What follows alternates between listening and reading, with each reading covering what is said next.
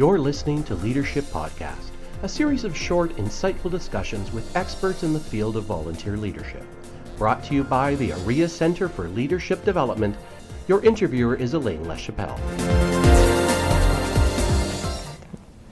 Well, welcome. I am at the AREA Leadership Conference here in Toronto, and I have managed to nab Melynn Sight for a brief interview. Today we're going to be talking about getting members to read. Melynn is president of nSight Marketing, and she's a workshop facilitator, keynote speaker, and she's doing a session for us here at the conference. And I know her best, I guess, as one of our leadership trainers for the National Association of Realtors. Welcome, Melynn. Thank you, Elaine. Glad to see you again. So glad to be here. Great. Now, it's often said, I often hear that members don't read. Do you agree with that? Elaine, I hear it all the time. Our members don't read. What do we need to do to get our members to read? Yeah. And I guarantee you, your members, my audience, someone else's customers, they do read. They read what's relevant to them. So maybe more than anything, understanding what's relevant to your readers can convert them. That's very simplistic. No, but really, it's a big step in this process, and it's not easy. And it's a little bit of homework. Obviously, it isn't easy, or we would do it naturally. Absolutely. You would have already done it. So that must be part of the 8 steps or 8 ways that you talk about in your presentation of getting members to read. Now, we don't have time to go through all of them, but are there a few steps that you feel are particularly important? Yes, there are 8 steps. I call it 8 steps because there are 8 very different things to do. They're not necessarily in order, because I have a feeling that associations do some things well and some things they might want to improve on. So I'd say maybe the most important step is understanding your audience to make sure you know what's relevant to them before you get started.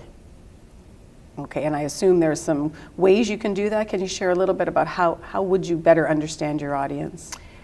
I like to think that before any communications plan gets started, it begins with finding out what is your common value that you deliver to members that they most need. Once you know what your value proposition is, what you do well, that your members most need, it's very intuitive to begin to plan and organize and implement your communications around that. Because communications are about linking what you have to offer to what members really need in order to spur some action. So until you know that middle piece, what do members value? What do they think is important? Then that's a springboard to all of your communications. And you can write to that. You can write to that, you can speak to that, your leaders can lead to that. Perfect. So you may have already touched on this a bit, but what would you say is the biggest offense that associations make in terms of their communication? What are their biggest gaps? Okay, so no offense to any association, and by the way, I do the very same thing. More is not better.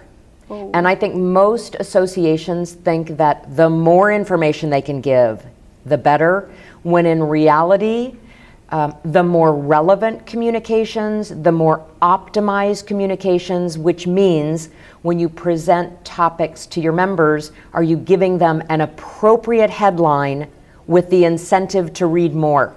Mm-hmm. So it's too much, too wordy, too many topics. You know, I show this cartoon in my presentation where there's an ostrich and he pulls his head out of the sand, and this represents the member. And the member has a tattoo right here that says me, me, me, me, me. And then you have the association, and they're from a completely different point of view because they know more and they care more and they understand more about the association. And their head comes out of the sand and they say me, me, me, me, me, because they're speaking from their perspective. And the two of them many times fail to connect. And I think that's the biggest gap. And if you can fill that gap, you will find more members that will read, and you'll find more members that appreciate and value what you communicate.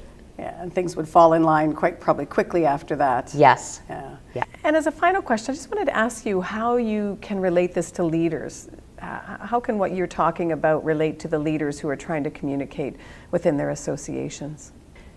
Leaders come to a conference like this to learn how to lead. And so do, by the way, chief staff executives of all kinds.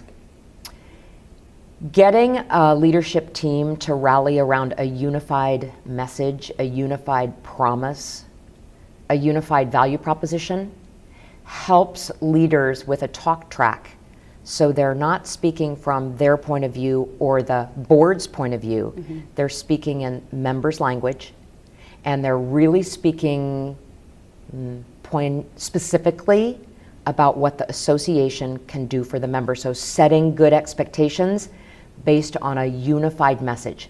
Once staff and leadership and committee chairs understand the elevator pitch, communications can be diverse and varied, but with the same core expectation that leaders set, so that members will listen to them, follow them.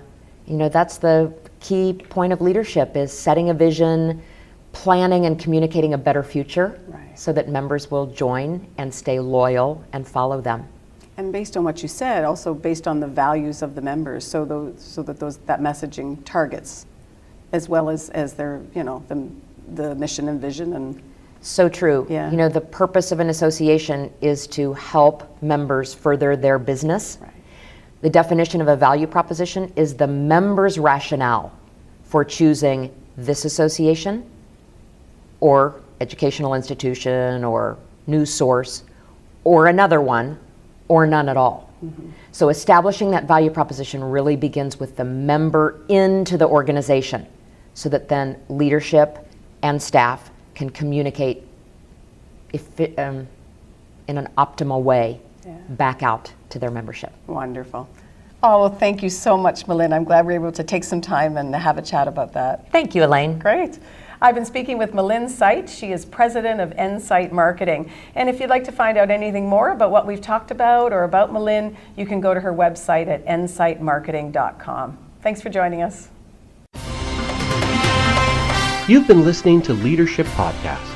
To subscribe to this podcast, go to aria.com/leadership.